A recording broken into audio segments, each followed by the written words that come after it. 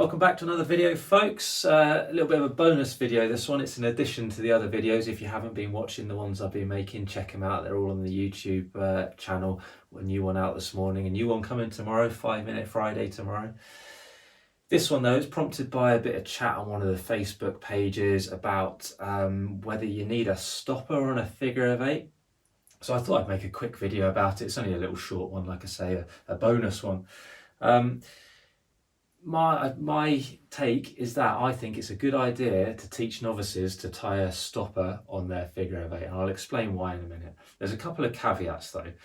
The first one is I don't tie a stopper personal climbing. I do for work stuff, I don't for personal stuff. In my own climbing, mostly I red point stuff, so I do fall off quite a lot, and I'm completely happy falling off repeatedly onto a figure of 8, all right? A figure of 8 tied correctly. How do I know it's tied correctly? I buddy check. I buddy check every single time, me and my climbing partners. Doesn't matter who you are, buddy check. If you don't buddy check already, you should be doing it. If you don't teach to buddy check when you're working, you should be. Get it going right from the outset. This video almost becomes a moot point really if you're going to buddy check, right? Because then it just doesn't matter. You'll have a nice neat figure of 8, and that's important. It's got to be neat, it's got to be flipping perfect, hasn't it? Especially if you're demonstrating to other people, you want to do perfect knots, right? Especially on the internet, you'll get hammered if you don't. People love to pick up on tiny things, so make sure you do like really good examples and set the standard right. The second caveat is that this one's with my rock climbing instructor and rock climbing development instructor provider hat on, is that I don't really care if people do or teach stopper knots. Yeah, there's far more important things to worry about. And in this context, the far more important thing to worry about is what? Yeah, buddy checking. I'm going to say buddy checking at least like 300 times in this short video. Just fundamental to climbing, right? We should be doing it all the time, and we should be teaching it all the time. I've said that already, but I'm reiterating it on purpose, right? When someone's on like an RCI assessment or something, like I say, I don't much care if they do a stopper or not, but I will ask why they chose to or why they chose not to do one, right? And I'd expect people to sort of know why and be able to justify it in effect. That's the important thing. It's understanding why we do these things, right? I'm going to do a demonstration in a second, right, of why I think it's a good idea to teach a stopper knot on the end of a figure of 8. They say a picture paints 1,000 words, so maybe a video paints 10,000 words, I'm not sure. When people leave having done a course with me, right, they've spent that course doing nice neat figure of 8s, because I'm really pedantic about it, all dressed properly, loops the right size, stopper not touching the original figure 8, all that kind of stuff. But what are they going to do next weekend when they go climbing on their own, right? I don't know, it's beyond my control, isn't it? And they've got a lot going on. Maybe they've learned to trad climb and now they're going out on their first independent trad leads. There's so much going on, isn't there? You know, it's not just the knot. Have they racked right? Have they read the route right? Are they even at the right crag? Is it within their abilities? What's the weather doing? What's all that noise over there? There's all sorts going on, isn't there? So there's loads of external factors, especially for a novice climber who's not used to it. They're on the edge of their comfort zone, maybe into that stretch zone and all that sort of thing. If you think you can't make a mistake tying in, you're wrong. We all can. People far more experienced than you and I have made mistakes. How do you stop making those mistakes? Yeah, you buddy check, don't you? Getting close to that 300 already. Buddy check, buddy check, buddy check every single time. Right, so I am that novice climber for a moment. I'm tying my figure of 8. I'm, putting it through my harness like my instructor told me, top down. Apparently that matters. Doesn't really. Not if you buddy check.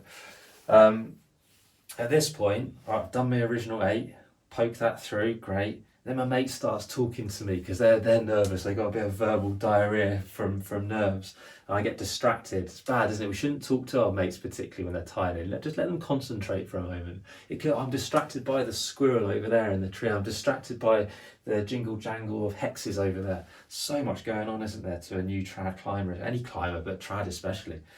So I've been distracted, right? But my instructor told me I've always got to do a stopper knot. on my figure of 8, so I duly do that.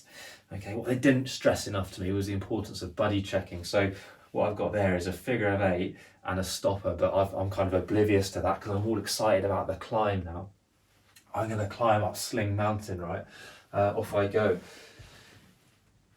Do all my stuff en route, get to the top, I build myself a belay, I'm all excited because I've done my first ever independent trad lead, that's pretty cool. Gonna do a one-handed clovich, there's like at least 1,000 videos on the internet about how to do a one-handed clovich. Bang it in, I'm really pleased with myself, I got that right, I've adjusted it, I'll remember to do my screw gate up, brilliant, I'm winning. What do I do next? Oh, I shout down safe to my climbing mate, they take me off belay. As they're doing that, I kind of sit back into my harness. Oh, that was the best feeling ever, doing my first lead, brilliant. Oh look, I'm all right. Oh, I've tied my knot wrong. Hang about, I've done a figure of 8, but I haven't actually done much rethreading at all. All I've done is poked it through. But I did that stopper. Oh, phew, didn't plummet to my death onto the carpet below me and squash the dog who's half asleep down there. That's why I tie a stopper knot, okay? I think it buys you an extra level of security. When I first started climbing, for many years, I tied a stopper knot, right? Over the years of gaining experience, I decided I don't need a stopper knot. And that's the thing really, is why not send a novice away tying in with a stopper knot? And then when they become experienced climbers, they can make their own decisions then. They can decide to tie in without a stopper or with a stopper, might even go onto a bowline or some other fancy knot. But when they leave you, I reckon I sleep better at night knowing that all those people I've taught to climb are doing that stopper and giving themselves that extra level. Yeah, of course I've taught them to do a proper figure of 8, properly dress it. I'm mega pedantic about that, so absolutely I do. I've taught them to buddy check as well, and I hammer it home because it's just so important. There's nothing cool about not buddy checking. It's madness, isn't it? So what's this video about? I don't think it's even about stopper knots. They're irrelevant, stopper knots. What this is about, it's about buddy checking, right?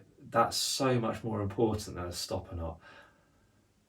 If you tie a stopper knot, great. If you don't tie a stopper knot, great. But I hope you teach buddy checking, and I hope you do buddy checking yourself. That's the important bit for me. So if you take nothing away from this video other than one thing, do the buddy checking. And if you're going to do demonstrations on the internet, make sure you're doing really well as well, otherwise people pick holes. Don't us do it. Everyone's had it done to them, I have for sure. Sometimes it's a fair point, other times people are just looking for something, desperate to slate you about something. That's part of putting yourself out there, isn't it? So, do your buddy checks, live long and have a happy climbing career, isn't it? Do feel free to ask any questions. Do feel free to put your opinions. I say that I'm cringing. Maybe I shouldn't have invited that, but yeah, put your opinions in the comments below. If you've liked the video, please click on the like button, on the subscribe button. There's loads more videos on the channel and be loads more to come as well. Find us on Instagram, find us on Facebook, give us a follow on there. It's much appreciated, as a lot of people watching this as well, instructor type people, are struggling at the moment. Yeah, tricky times for me as well, so it's all much appreciated. Fire away with those questions or whatever. Thanks very much for watching. More videos coming up very soon.